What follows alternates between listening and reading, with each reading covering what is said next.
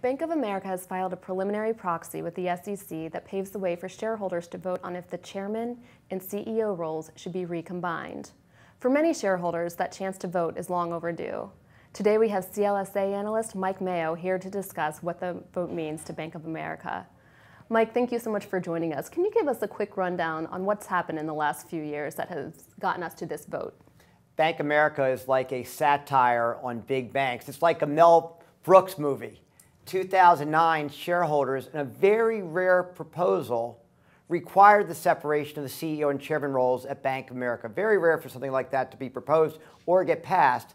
And then October of last year, the board said, oh, forget what the shareholders said. We're going to recombine the roles without talking to shareholders.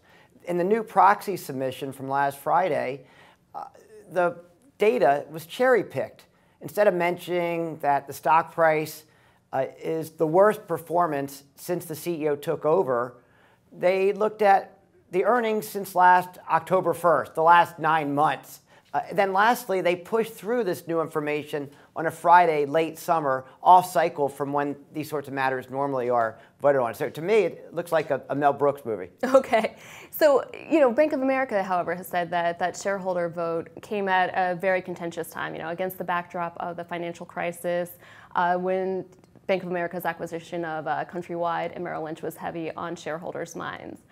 Also, Bank of America says when they decided to recombine those roles, the roles of CEO and chairman in October, that they also created a new role of lead independent director to enhance the company's oversight. What do you make of that?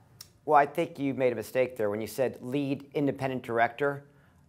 For me, it might only be lead director. I'm not sure about his independence based on 3 bits of evidence. So Jack Bovender Jr. is now the new lead independent director.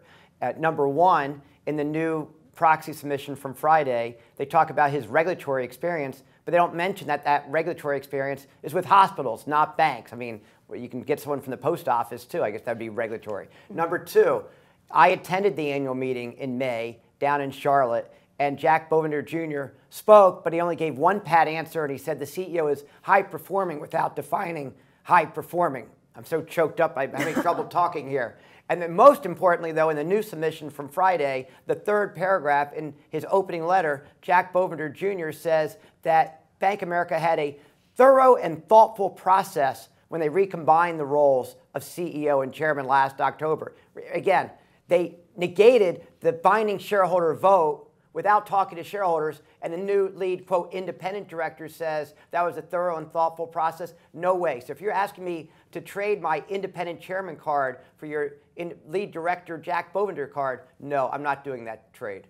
Okay, excellent. And I did want to kind of ask you a little bit, you've talked a lot about Bank of America cherry-picking their performance and the metrics that they use from justifying this decision being tied to their second quarter performance. Can you unpack that idea a little bit more so shareholders can have a sense of what the problem is with that? Well, the big issue here is why does the board allow management to cherry pick data the way they do? Why does the board allow management not to have a time frame for any key financial target? So this year, Bank of America has changed the reporting periods for different statistics from 1 to 2 to 3 to 4 to 5 years. Now they pick 9 months. And also in the new proxy submission, they talk about second quarter earnings. They earned 45 cents. Are you kidding? You really talk about second quarter earnings to help justify a permanent combination of the CEO and chairman roles, a short-term data for a long-term decision? Once again, this is cherry-picking data. So this, in aggregate, is a management team that's allowed to report all sorts of statistics after the fact, do inflated self-analysis. It looks like the parents aren't overseeing the children here. You need some overseers. Even if the CEO, Brian Moynihan, is, quote, unparalleled, like the Da Vinci of banking, you still need some people to have checks and balances. The board's not doing their job. This move to recombine the chairman and CEO role would result in less oversight at a firm that needs more oversight. All right. Well, thank you so much, Mike, for joining us. Thank you.